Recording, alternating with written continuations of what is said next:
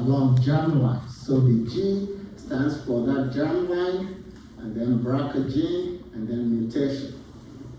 Similarly, we have some that we will call S, BRCA M type of breast cancer.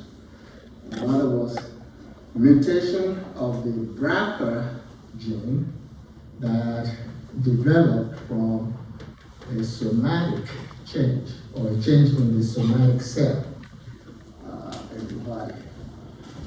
And so if you see G BRCA M or S BRCA M, that's what it's referring to. Okay? If it's transferred down the germline from mother to daughter, it will be G BRCA M. If the individual just happens to, let's say, be exposed to ionizing radiation and then develops a mutation in that BRCA gene, then that will be a somatic BRCA M type of breast cancer. Okay.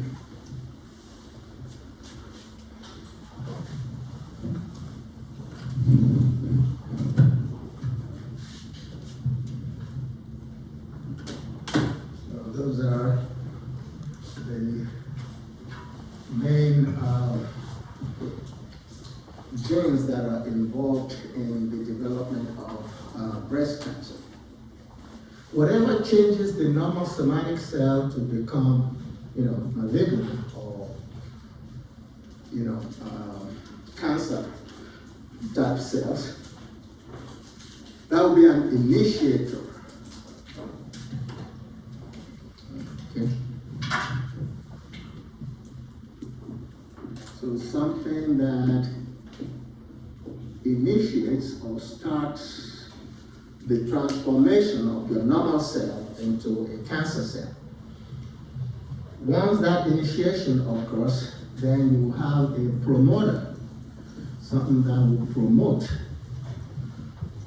the ongoing proliferation of that cancer cell. Now, estrogens, an estrogen is considered to be a promoter, So under the influence of estrogens, the transformed cells can produce some growth factors, like your transforming growth factor alpha.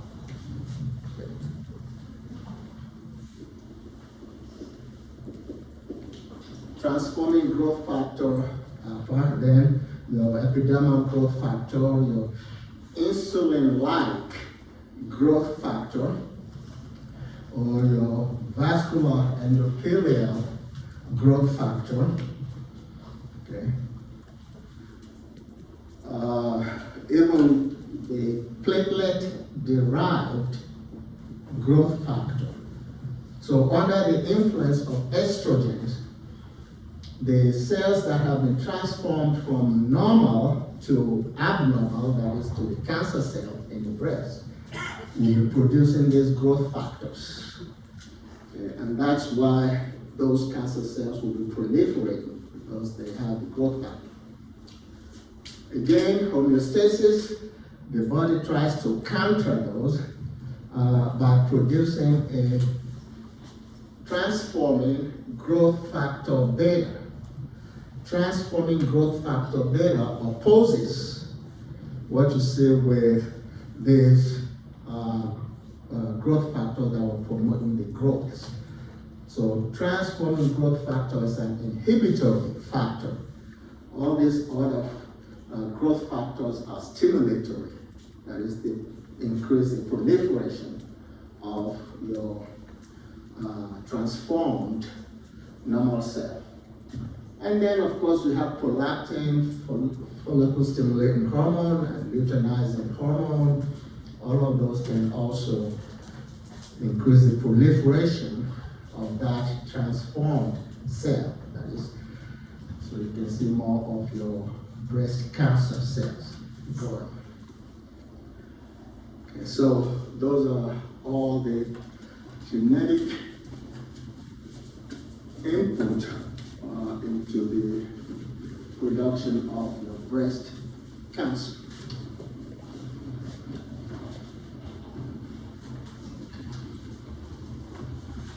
And how would you diagnose breast cancer?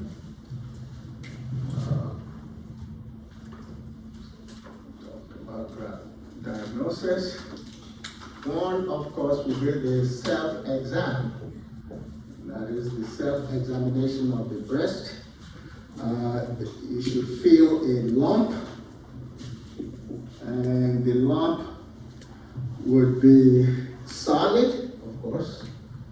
It would be solid, and it would be rough at the edges, so it will not have a smooth edge. It will be rough in terms of what the edge looks like.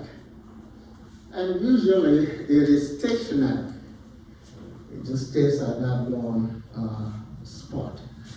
So that's one way of beginning to diagnose the occurrence of breast cancer. And two, you can use imaging system of the breast cancer. And for imaging, you can use ultrasound. Ultrasound can help in the diagnosis. Or you can use MRI, magnetic resonance imaging. Okay, so you can use that. And then, of course, mammograms. And for the mammograms, you have the old type of mammogram that just exposes the breast to all this radio imaging. And then you have the digital mammogram, which is more specific and uses less radioactive or rays. And then you have what is called breast tomosynthesis. And breast tomosynthesis is actually a 3D imaging. So it is clearer, it uses less radioactivity, and it actually takes layers of the breast that is affected. So it is more diagnostic, if you will, than the old mammograms and digital mammograms and stuff. So that is the preferred one today, the breast tomosynthesis. So you get a 3D image of the breast that is affected. Okay. So apart from the imaging, you can then use biopsy in the diagnosis. The old biopsy, where you actually cut open the patient, you have some better methods now that one can use. So just say this is old biopsy right here, which is very intrusive, because you have to cut open that chest. Now you have the fine needle system, that is called fine needle aspiration. So a very fine needle is just threaded through the breast to take a sample of the cancerous tissue. So fine needle aspiration, if you ever come across what they call FNA, that's what it means, fine needle aspiration. Okay. And the one that is preferred today is the mammotome. The mammotome is far less intrusive. There's a digital program that can direct the doctor so that he can guide the probe of that mammethon to the cancer. And then you can have a less painful extraction of the tissue. Okay. So, and that can be done in the doctor's office. Only takes a few minutes. Not painful, nothing. And so you can extract the tissues that way. So if you're looking at diagnosis, those are the three modalities of diagnosis that are often used. And then sometimes you can see people do an assay of the cells to determine if they have hormone receptors, if you will, and they can characterize those hormone receptors, whether they're ER or PR, or whether you have HER2 receptor, because that would determine the class of drugs you will go to manage the breast cancer.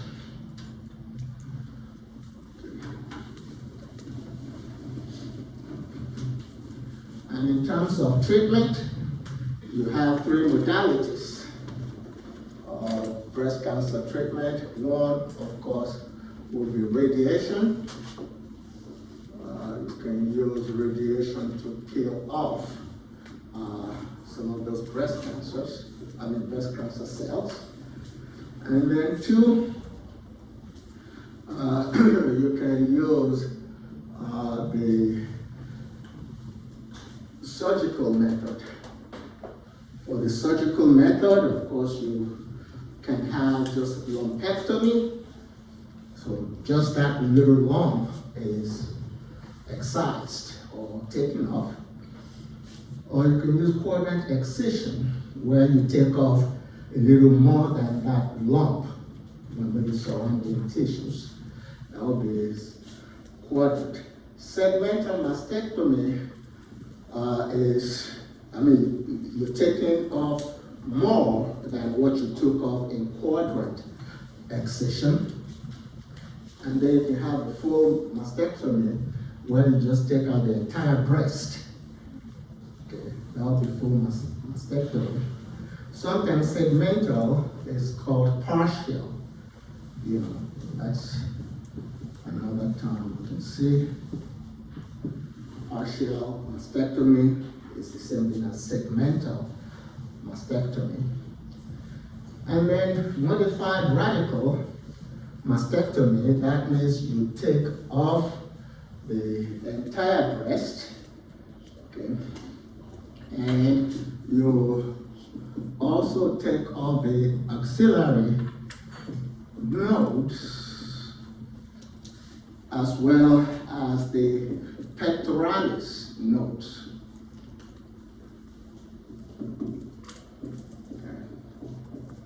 And the pectoralis nodes you divide into two, major pectoralis and minor pectoralis.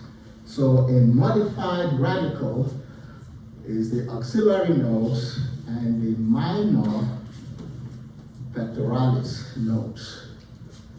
So that will be modified radical mastectomy.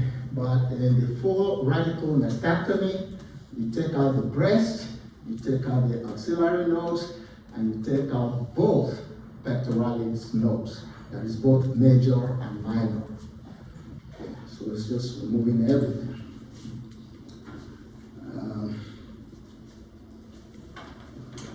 So that would be surgical means of handling the breast cancer. Now we can start with what concerns us, and those would be the drugs that we use in managing breast cancer.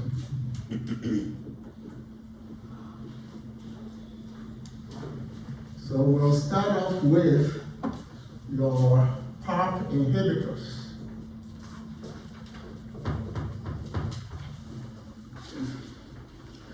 the poly-AGP ribose polymerase inhibitors. Okay, and we'll take olaparib as the representative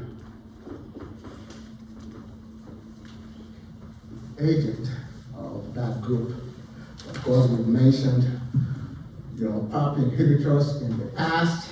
Okay, so you can talk about elaparib and talazoparib, olaparib, niraparib, and ricaparib. So you can go back and look at the drugs that are involved in that class, and I think there's still also a new handout. So we'll take olaparib as the representative agent, and as usual, we'll start with the mechanism of action. The mechanism of action is in the classification of the drug, so it would inhibit your PARP. And why is inhibition of the PARP necessary or important? It is because that enzyme is involved in DNA repair. So it's involved in DNA repairs. It is also involved in transcription. And it is also involved in the normal function of your cell cycle. Okay, so if you inhibit it, then of course the cell will not be viable.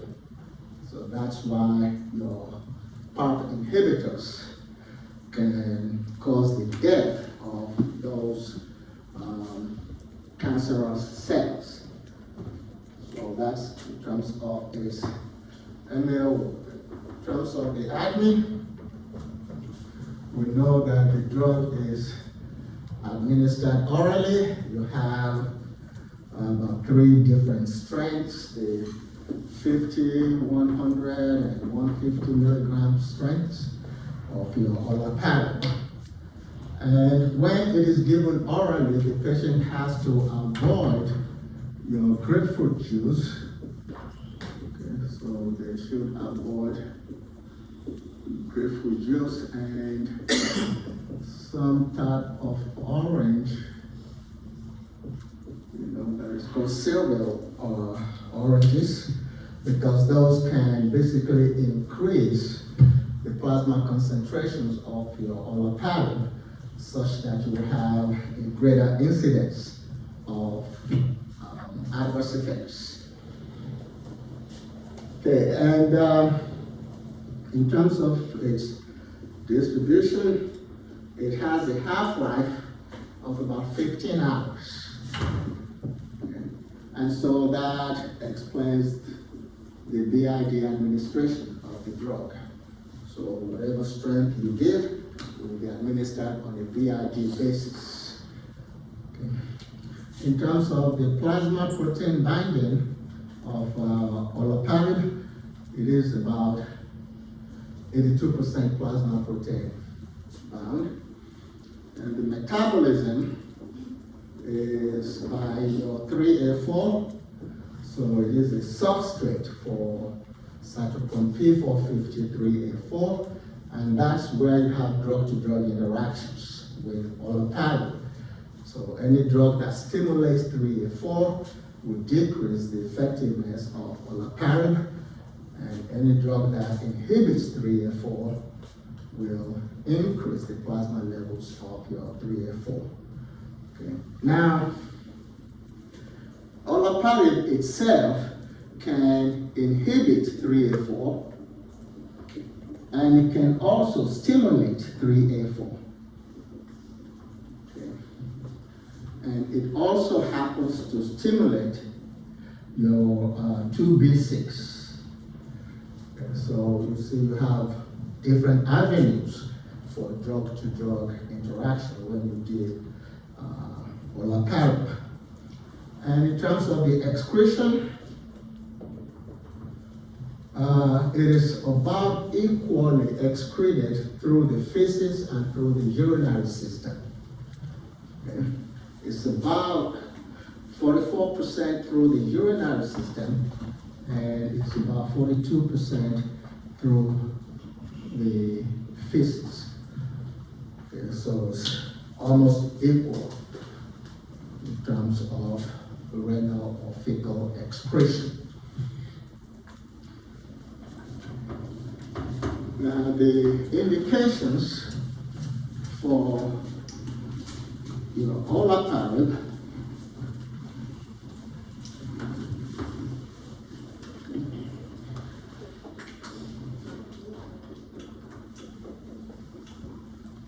so it can be used in the treatment of breast cancer. Of course, that's the one we're talking about.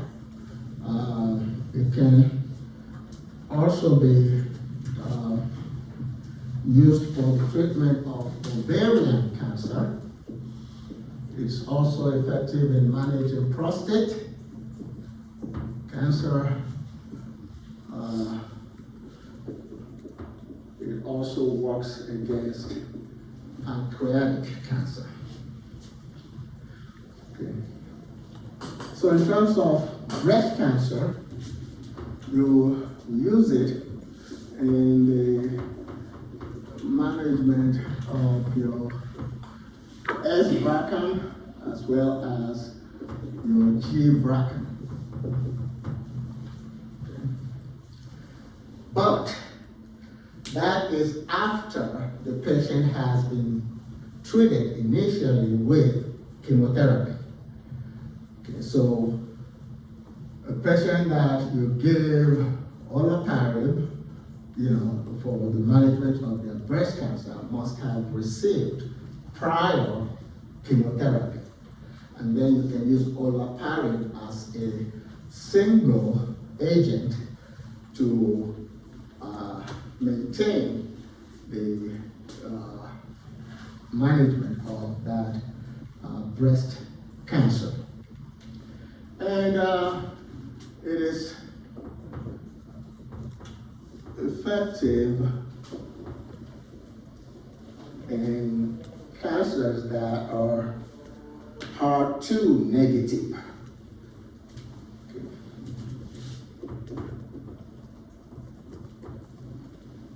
So you only use olaparib when you have a metastatic cancer, that is severe or serious cancer, that has HER2 negative in terms of the receptors that it binds to. Okay.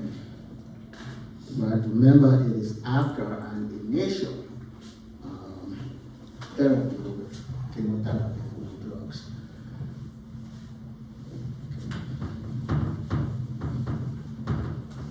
So those are the indications. And then for adverse effects of olaparib,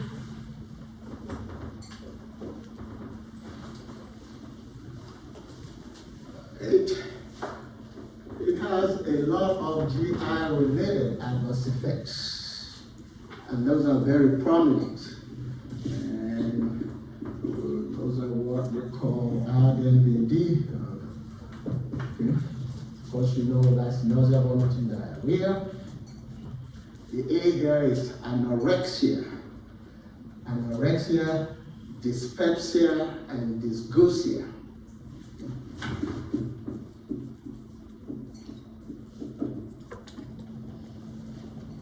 So anorexia, dyspepsia, dysgeusia, nausea, vomiting, and diarrhea. Those are very prominent adverse effects of your olaparib. And then it affects the pulmonary system a lot.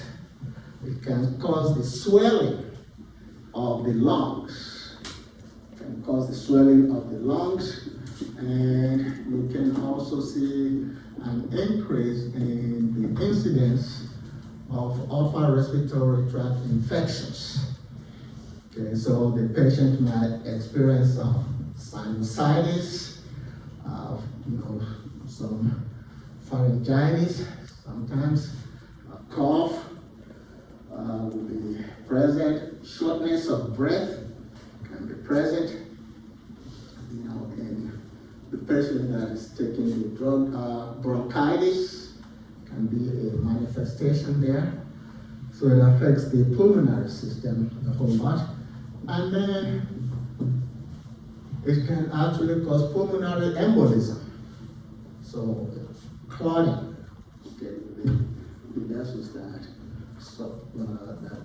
support your pulmonary system. So pulmonary embolism can be observed there.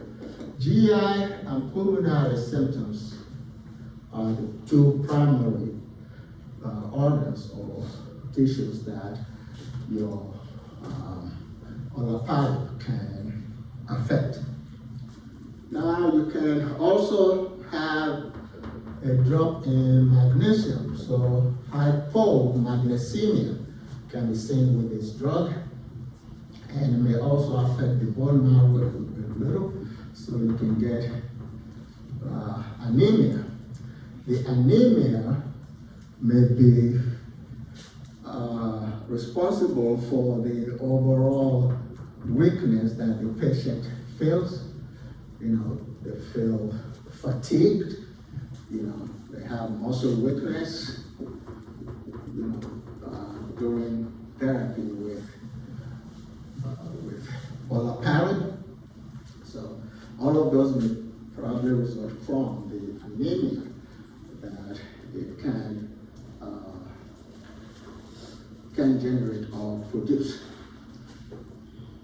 Like we mentioned earlier, any drug that you use to treat cancer could also cause cancer. So olaparib can actually produce primary acute myeloid leukemia in certain patients. Acute myeloid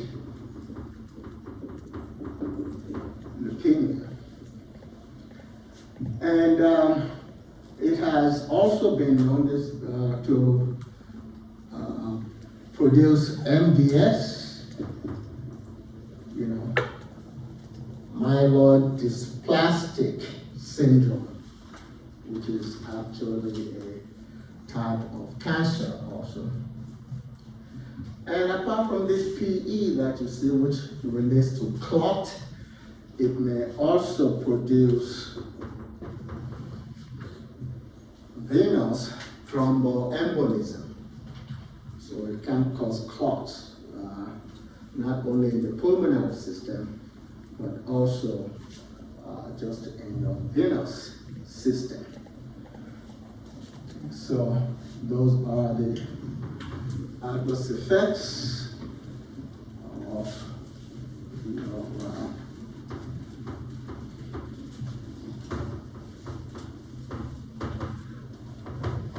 inhibitors, particularly olaparib. Okay.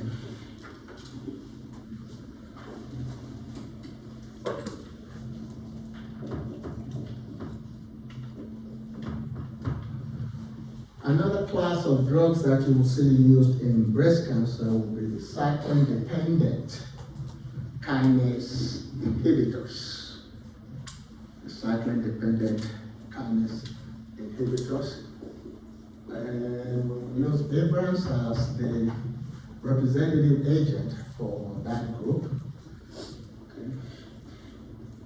And for the mechanism of action, of course, it would inhibit CDK4 and 6. Okay. What do kinases do? Kinases tend to phosphorylate other substances. They add the phosphate group to it. There's a protein that is called retinoblastoma protein. This is a protein that tends to direct your cell cycles to begin. It makes the cell cycle go from G1, that is, it enters the replication cycle. Okay. So normally you will have the pre-mitosis, and then you will have mitosis, and then you will have two brand new cells or daughter cells. That's usually the way your cell cycle goes. The movement from G1 to S requires that retinoblastoma protein in the phosphorylated form. Okay? It has to be phosphorylated to be active. Okay? And your cyclin-dependent kinase, of course, an enzyme that causes that phosphorylation. So if you inhibit that kinase, there will be no phosphorylation of retinoblastoma protein, and if there's no protein here, then there will be no signal for the cell cycle to move from G1 to the synthetic phase or the S phase. Okay, so that's how your CDK inhibitors work in breast cancer. Okay, so they inhibit CDK4/6. By that inhibition, there will be no phosphorylation of the retinoblastoma protein. If the retinoblastoma protein is not phosphorylated, it's not active, so it cannot direct the cells to move from G1 to S. Without that, the cell cycle is arrested. So there's no proliferation of the cancer cell. Okay, so that's the mechanism of action there. In terms of the admin for your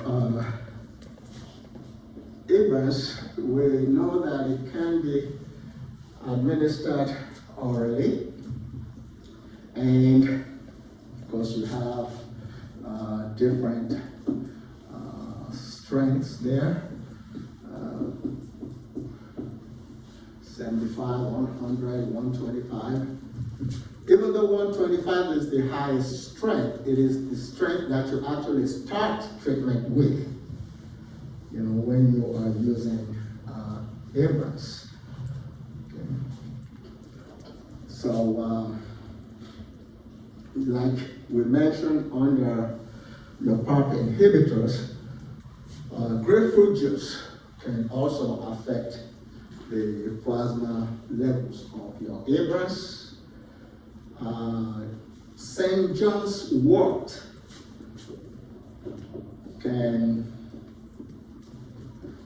decrease the plasma levels of your Ibrans. So those are the two things to be conscious of. Ibrans should not be used in a patient who is breastfeeding, and it should not be used in a patient who is pregnant.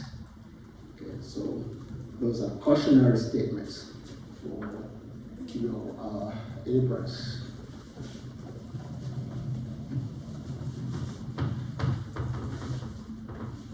Okay. And we know that when Ibrans is used, it has to be combined with your aromatase inhibitors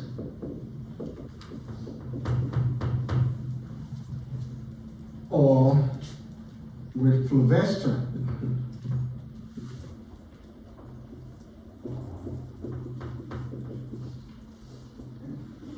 The aromatase inhibitors would be inhibitors of estrogen synthesis.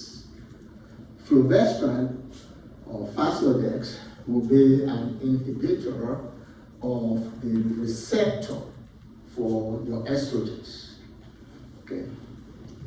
So it has to be used in combination with those agents. And the aromatase inhibitors that are often used where there will be anastrozole. Anastrozole will be one. Letrozole is another that is used. And then exemestane is another one that is used.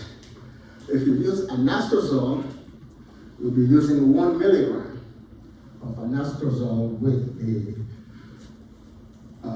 Abrams. If you use letrozole, it will be 2.5 milligrams. And if you use exemestane, it will be 25 milligrams that you will use with your Abrams.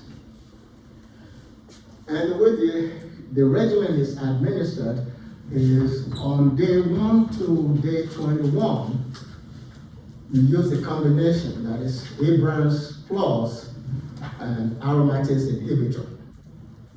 Okay? And then on days 21 or 22, if you will, to 28, you give only the anastrozole, only the aromatase inhibitor. So days 1 to 21 will be the combination, Abrams plus the aromatase inhibitors. Days 22 to 28, it will just be the aromatase inhibitors only. Now, if you use Faslodex, you'll be using 500 milligrams of the Faslodex, which of course is injected. Okay, so that will be the injectable. All these aromatase inhibitors are given orally. Okay. So for the Faslodex situation, again on day 1 to 21, you will give just the Abrams only. Okay. And then for the first 3 doses of Faslodex, which will be just like a loading dose, you'll be giving the Faslodex every 2 weeks. Okay, for the first 3 doses. And then after that, you'll be giving the Faslodex once a month. So Abrams will be given for days 1 to 21, and then your Faslodex will be given once every 2 weeks for the first 3 doses, and then once a month, that is every 4 weeks after that. So that's the way those are used in combination. Okay. The half-life for Abrams is actually extensive. It's about 24 to 34 hours. And so that permits a once-a-day dosing of the drug. In terms of its plasma protein binding, it's about 85% plasma protein bound. And the metabolism is also by your 3A4. Okay. And then the excretion is primarily fecal. Okay, so you have the fecal excretion of about 74.1% of the administered dose, and then renal excretion is just about 17.5%. So it's primarily excreted fecally. Okay. Now, as opposed to your oliparin, well, let's talk about indication. So in this particular situation, we're talking about just breast cancer.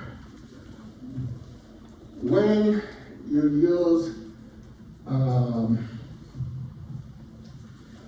Abrams with your aromatase inhibitors.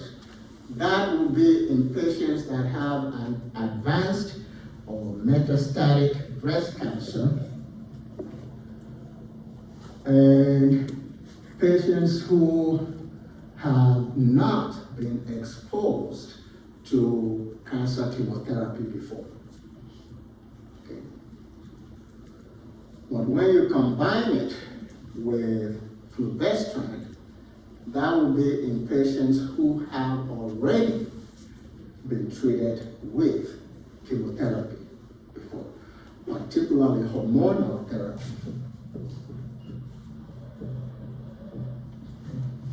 So if you use Abrams with aromatase inhibitors, that will be in patients who have not been previously treated with hormonal therapy or chemotherapy. But if you see it used in combination with fulvestrant, that will be in patients who have had previous chemotherapy. And it's better used in patients who are postmenopausal.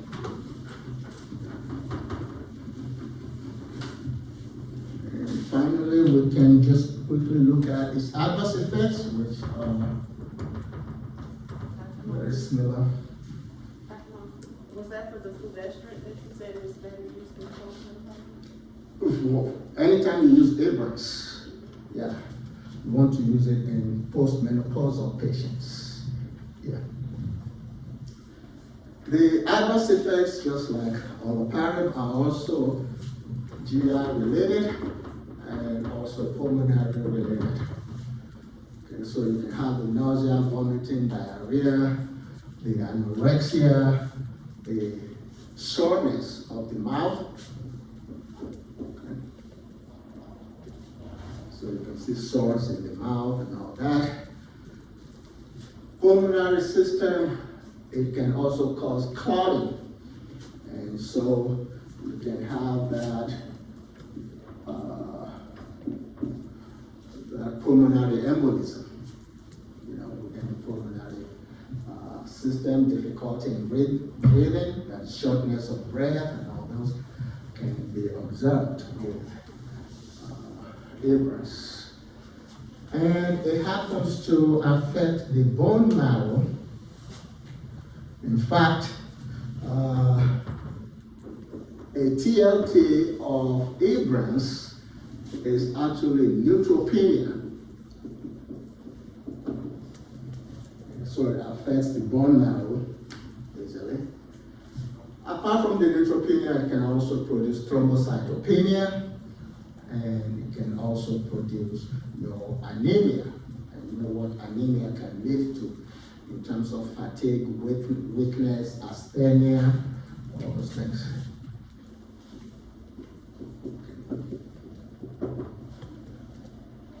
So it can produce all of those adverse effects, and many of which you saw with your olaparib. Okay, alopecia, of course, is also one of the adverse effects of your Abrams. All right, we'll hold it there. Questions? So I just want to clarify for the indications, if Abrams is used when chemotherapy has been given, it can be used with Poda, right? And then when it's not given, it's Arimidex. Oh, anyway, aromatase inhibitors. Arimidex is just one of them. Please, can you give us, can you please repeat what the frequency of the dosing of the combination drugs? With which one? Abrams or With aromatase inhibitors or? aromatase, aromatics for the one you said? With, 21 days. for the aromatase inhibitors, you are using anastrozole, 1 milligram. Okay? If you want to use letrozole, it will be 2.5 milligrams. If you want to use exemestane, it will be 25 milligrams. You know, so you pick one that you will combine with the Ibras. And if you want to use Faslodex, that will be the injection. You know, in that situation, you'll be given 500 milligrams of the fulvestrant. And you use, for the first 3 doses, it will be every 2 weeks. After that, it will be once every 4 weeks. That is once a month. How about the days? The days versus days, 1 to 20. For the Arimidex group, that is the aromatase inhibitors, you'll be given the aromatase inhibitor in combination with the Ibras for the first 21 days. And then 22 to 28, you will simply do the aromatase inhibitors. Okay. For the Faslodex, is it the life of the patient? How long they stay on it, or is there a time limit? As long as if you want survival, 5-year survival rate, if you're getting good results, you keep using it until. Oh. Yeah.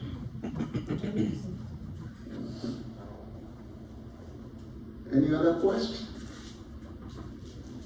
Okay, thank you.